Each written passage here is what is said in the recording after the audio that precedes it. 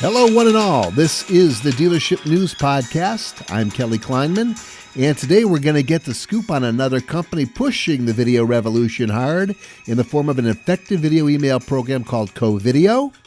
I was originally wrangled into their booth, I believe it was at the Digital Dealer Convention, by Emily Smithson, and had a nice visit with her. And now it's time to say hello to Dustin Baumis, the big cheese of CoVideo. Dustin, welcome to our podcast.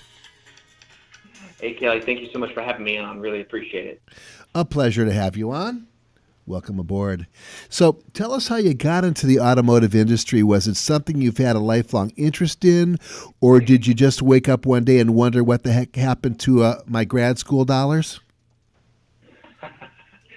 So it might be a longer story than we have time for today, but I actually got connected with CoVideo. They got started in 2004. And I got connected to CoVideo based on my background. So early on, actually, I'm from divorced parents, and my father, I didn't get to spend as much time with him. We had 6 of us kids, so I got into roofing, which is a family business, and I just did it to spend more time with him and also get one-on-one time. But I ended up loving it. Fast forward years later, because I was doing that since I was 11. One day I do the roof for one of the 3 founders of CoVideo. I have no tech background, but we really hit it off. I became a handyman with them, and I started using CoVideo for my roofing business. One day we actually got an opportunity to work together, and I came fully on board after realizing my own success. And the automotive space, it was just amazing to me how many overlaps. I had my own personal experience working in the construction world with the automotive space and our primary customers. So I hooked up with CoVideo in 2011 officially and served our dealerships through my own personal experience, overcoming trust, competition, and racing to the bottom pricing in a technology fast world. Yeah, that sounds like a pretty good analogy and a nice segue, because you're right. There's similar issues, trust issues. Provide us a little. Now, you provided us a little bit of a background as far as you're concerned, but what about a little of the backstory behind CoVideo? How did that come to be, and was it always an email video? You know, I'm just thinking back. People have been trying to insert an effective video program into email where it actually opens up in the email for a long time. No one's really been able to do it that well, but these guys have been at it for a while, eh? Absolutely. So it's kind of cool. When I got on here, there's a lot of passion that goes into this. And early on, pre-2004, Ed Mugg was one of the 3 original founders, kind of the original dreamer, the idea guy behind it. And it's kind of interesting just looking back to that age, because I think literally the first smartphone, the BlackBerry, had just become somewhat exposed, to the masses. YouTube didn't exist yet. Many of us, from the millennial generation, don't even remember a day when that didn't exist, even though it's actually not that old. But back in 2004, there was a huge opportunity that people started to see with kind of a gap that was being created. We saw technology speeding up and speeding up and speeding up, and relationships starting to get pieces of them cut away in the business space. So as we became more efficient, it became significantly more of a numbers game and significantly more transactional, when most businesses and most purchases are based on feelings, emotions, relationships, right? So they saw an opportunity for video to help businesses reconnect with that human element of the sales process in an increasingly online world. And it wasn't always video email. We actually, like many companies, we had big dreams, and we started developing all kinds of video products. And that's when we realized we need to get, if we're going to survive, we need a focus. So video email for businesses became our absolute laser focus, and we haven't looked back since. And that's where we are today. So everyone has an elevator pitch. I ask this question literally to everybody who comes on the podcast. But for the GM or president of a big dealer group who doesn't work with you yet, what would a 30-second elevator pitch sound like? Great question. So essentially, It's different for everybody, but at the end of the day, it's about the showroom, I think, for GMs right now. Customer experience is important, but the customer has to take us on our word what that's going to be. We expect them to do favors for us and actually come out of their way, be obligated to us, to show up, to experience what it's like to work with them. So co-video is going to bring that experience to the new showroom. We're going to make sure that the people and the warm, fuzzy greeting and that amazing experience of being greeted at a dealership is online where the customer is. Saves them a lot of time, doesn't it? But before we get into exactly how co-video works, and it's interesting, please share, if you can, some of the more compelling stats that support exactly why dealerships need to incorporate as much video as possible. I'll assume that you've got some stats. I hate to catch you on this one cold, but I mean, it definitely works. I know that, and specifically in communicating to potential customers, it's a great way to go about it. Absolutely. So if I can kind of tie the stats to just history, kind of going through its normal channels, right? So back in the day, we had amazing closing ratios and amazing opportunities when the whole family would hop in the station wagon, drive to the dealership, build a relationship with their salesperson, and then, drive away with a car. It would be a family experience. And then ultimately technology continues to progress. And as we become more efficient, I would ask the GMs and internet managers to just kind of pay attention to history in this fact. We started reaching out more using technology and sources. So we went to print, then we went to radio, then we went to TV to try and reach the masses who are now not necessarily coming in as much. They were calling in. And so we lost that control of being able to read the room and read the person and shake their hand and smile at them.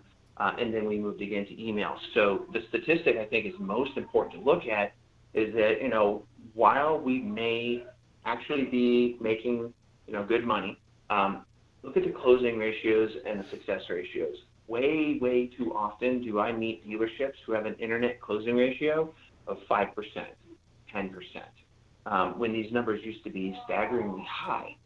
So if we want to maintain some of those, we start having to really set ourselves apart in the inbox in a way that can't be copied, right? We can't copy a personality or a person that easily. So putting our people there, the thing that really sets us apart, and using video, you should experience roughly a 20% increase in your open rate, simply because video right now is still, in the subject line, is still engaging customers. They're curious. They know they can go ahead and delete it if they don't like what they see the moment they open it. The word video drives them in. Yeah, right. It's true. Yeah, exactly. And then seeing the video itself, especially with a personalized thumbnail, can increase your click-through rate usually around 400%. So your engagement rate goes up significantly by using video, especially thumbnail video, maybe an animated snapshot like a GIF or a GIF, depending on your camp. So if you're looking for more engagement, that's going to be pretty helpful. And I think that's the last stat that I think really drives this home, because at the end of the day, we're not going to sell more cars for you. No technology is going to sell more cars for you. Most technology is going to create sales opportunities. It's the salespeople that sell. So with co-video, when they're leveraging us in their sales process, internet, phone up, whatever it may be, usually we see customers improve their appointment set and show rates by about 45%. That engagement gets them through the door, gets them to the actual showroom where the experience continues, not begins. You've got to light the fuse somehow, and certainly this is probably the best way to do that. I totally agree 100%. We're very video-centric at dealershipnews.com. So let's do a walkthrough on what the process is when co-video approaches a dealer in order to bring them on board. What does the training process look like, and how much support do you provide? Wonderful question. I think that's one of the most important things missing from a lot of technology companies that get really big really fast, is that they just go to scale, right? And so what falls by the wayside? You're just submitting support tickets. You're not really getting to know each other that well. With co-video, our philosophy is very different. We don't look at this as a technology. We look at it as a partnership. So even before we start, the very first thing that happens with the co-video process is we do practice what we preach. We reach out with video emails to better engage our prospects and our customers. We set up usually a kind of it's mostly like a consultative call. So yeah, some dealers really just want to see the program, and we're going to always customize this. But the way we serve our dealers best is we actually want to know what are their goals, what's their mission, what do they care about, what KPIs, and we get to know these things even before they come onto our program, so we can then pass it on to the entire office. We work with every dealer in a set of two. So there's myself, an account executive. I onboard and make sure it's a good fit for both parties. We're month to month. If it's not a good fit, it's a waste of everybody's time. So I work with dealers to find out if they're qualified and good candidates for the partnership, and vice versa. Next, we actually team up with an account manager. I work with Skylar here personally. Skylar and I both serve our dealer customer, making sure they always have coverage and technical support, ongoing training for life, best practices, you name it. If something changes about their goals, we have a pulse with that dealership. We get to know them pretty intrinsically. And then we back all that up with no voicemail policy. So here at Covideo, we don't believe in sending the customer to the voicemail and having them wait for us to respond. It rings the entire office. Everyone is cross-trained for customer support. So when you call us and our office is open, you will get a real person the first time you call us. And if we're closed, you get my cell phone, you get account executive cell phones for after-hour needs. So you can send us a quick text, and we can still have coverage for you and your dealership, because this is a partnership. Makes sense. You mentioned some KPIs, and in your querying dealers for what those KPIs are, can you define what some of them are in regards to video? Is it time? Is it the length of the video, the amount of video, communication? What do the engagement numbers look like that are favorable to leading to larger closing ratios? Great question. So it's funny because I used to, back in the day when I started this, I used to ask for what their goals were. And of course, the goal is always going to be, well, we want to sell more cars. Okay, that's easy enough. Use us and you'll do that. Well, it didn't really continue to be successful because we needed to know what they considered success. So it does differ from every dealer. Some dealerships solely want to focus on speed in which they get a customer converted to foot traffic. So some dealerships actually monitor that length of time between first engagement to when they show up at the dealership. Co-videos tend to speed up that sales cycle. Usually, on a strong end, if you're using us very, very well, that could be up to 30% shorter of a sales cycle. So definitely lots of time. Another thing that dealerships really like to focus on is show ratios. That's something that is one of the things that's near and dear to us because we know how much time BDCs, internet people, salespeople, they work hard to make sure they're following the process and get these people engaged. And they might have an amazing phone call with this customer. They have great rapport, and the customer's going to show up. They're for sure about it. And salespeople tend to be kind of, we're very positive in those lights. Like everything's a good deal. Every conversation is a great conversation when we get engaged at that level. And so we expect them to show up. And yet when they don't, we then have a complete demoralizing situation that affects all our other activities for the day. And eventually our beliefs, our value system, our expectations of even working with leads from that channel, which is going to continue to just have a downward spiral. Yeah, it's fun. I've never heard of that, show ratios. You learn something new every day, but it makes sense. To me, that's pretty pertinent stuff. So let's talk about, I'm just curious, you mentioned month to month. That's super ultra risky stuff. But they're on auto bill, right? You don't have to tell me, but it makes sense, right, that they'd be on auto bill. You don't have to go back to them every month and say, hey, do you want to re-up again, do you? How does it work? How does the billing work, actually? Let's talk about that. Absolutely. So we try to make sure we match what the dealership wants to do, or any business for that matter. We work with a lot of vendor partners in other industries too. many are starting to move more towards a desire to have it on credit card with auto bill. So Perfect. they are more than welcome to do that. Other dealers still a little bit more driven with the paper, so they want us to mail them an invoice that they'll take care of in their accounts payable department. So we will cater that, and we can change that to the dealership's preferences on invoice for 30-day out. And typically that's really good time range anyway to help close down the account properly, make sure they get, because they get to keep the content too. We give them their videos if they want to take them with them. If they don't need them anymore, then they leave them there, and they're there when and if they come back. But we do know, we know very well how risky that is, which is why we started the account management program. Just because someone likes a tool at the top doesn't mean that people that get it dropped in their laps are going to care about it, actually do it. And we've seen it a million times. Every single dealership is different, ranging from managers treating their staff more like friends or family and have no control, or completely jam it down their throat and demotivate. So we've seen all walks. What CoVideo's job is to come in and learn more about the people on the team and the process, and see where we can bring them together in a way that they want to be motivated to stay. And if we fail at that, and if the partnership between the management and CoVideo don't work out, we want it to be able to end in a positive way, right? Like, we gave it a shot. We know it didn't work for you guys. Maybe it's timing, maybe it's us, maybe it's you, whatever it is. It just didn't work out. We could part ways. We find that a lot of customers actually return later years, and it turns out to be the right fit because they weren't stuck in a contract. Yes, that is probably one of the huge benefits of selling something like that, is that they're not tied into it, and they can always step out, step back in, try somebody else. Maybe it doesn't work as well. All right, we're back again. Because I know that there are other video email programs out there, and that's why this next question was formulated. It's the easiest one in the world, but what sets you apart from your competition? And then sort of explain to us. It's pretty obvious. It's pretty instinctive, but how does it work?